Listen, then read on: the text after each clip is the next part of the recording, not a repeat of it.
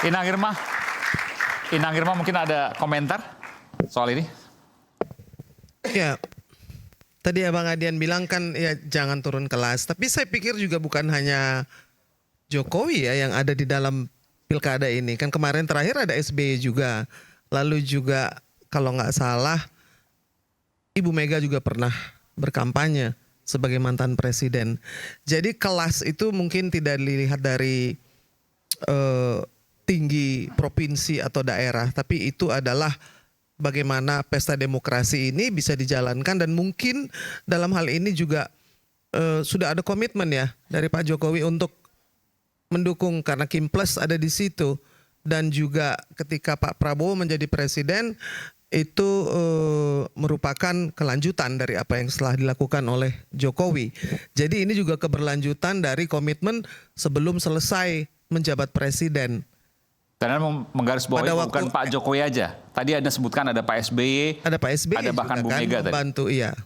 Ya, gini loh, aduh. Cari contoh tuh yang apple to apple gitu loh. Pak SBY itu pemimpin partai. Nah itu dia. Ibu Mega memimpin Sebentar partai. dong. Artinya dia punya tanggung jawab setelah selesai dia jadi menjabat presiden. Dia punya tanggung jawab sebagai pemimpin partai. Jokowi pemimpin partai mana? Oke, tadi yang dibahas kan mantan presidennya. Bukan dong, artinya kita tidak bisa membahas semuanya tentang latar belakang, oke? Tapi kalau kemudian Jokowi memimpin partai dan dia harus memenangkan kader yang dia pimpin, boleh. Dia mimpin partai mana? Ayo dong Mbak, cari contoh yang apple to apple. Yang memang setara, sejajar gitu loh. Ya. Kalau kemudian dibilang mantan presiden, sama-sama mantan presiden. Tapi Ibu Megawati ketua umum partai, Pak SBY ketua umum partai. Loh, beda.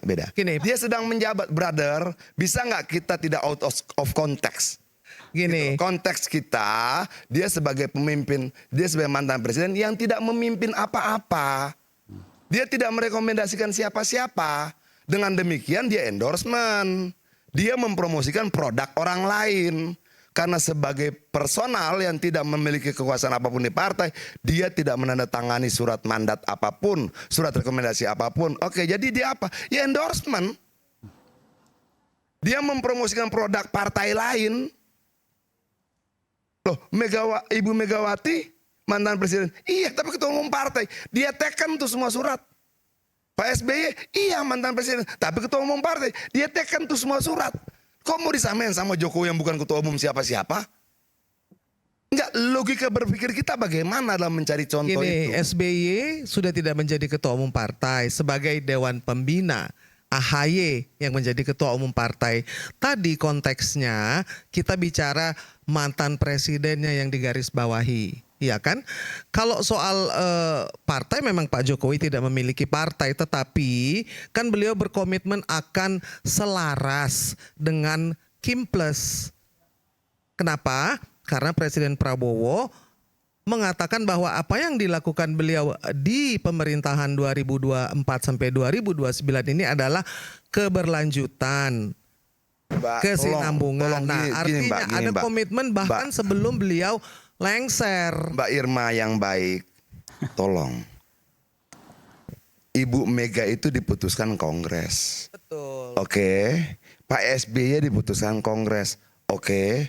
Ayo sejajarkan dong itu sikap putusan Kongres atau pernyataan pribadi.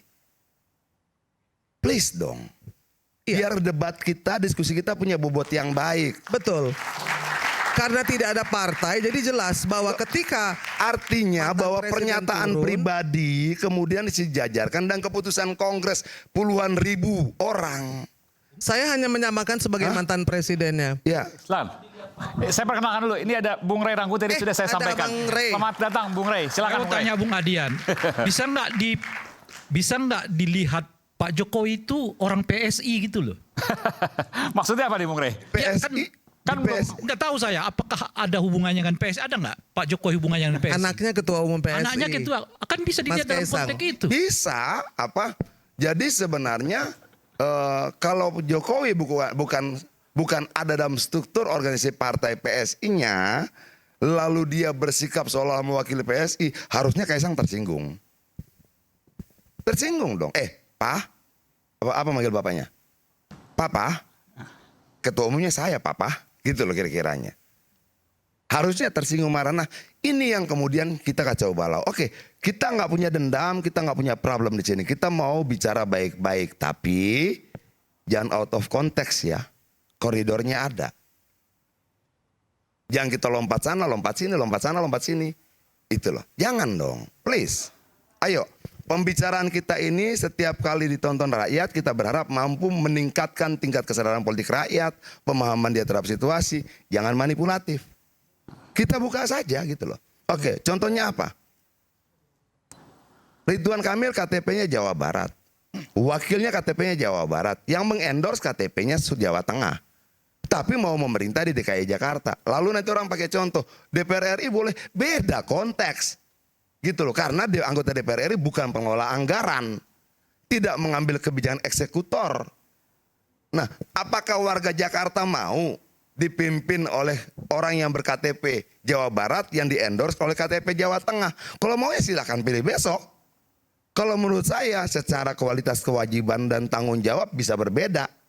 Itu pertama. Terus kedua, saya pernah ngobrol sama Ridwan Kamil, pernah. Saya bilang, lu itu mantan gubernur Jawa Barat. Masuk Jakarta. Kalau lu menang di Jakarta, lu itu bakal menjadi pesaing calon presiden 2029. Siap nggak partai pendukungnya untuk mengantisipasi situasi itu kalau ternyata dugaan saya benar atau prediksi saya benar? Kenapa? Kita belajar yuk. Jokowi wali kota Solo masuk Jakarta, gubernur, calon presiden. Oke? Anies gubernur, calon presiden.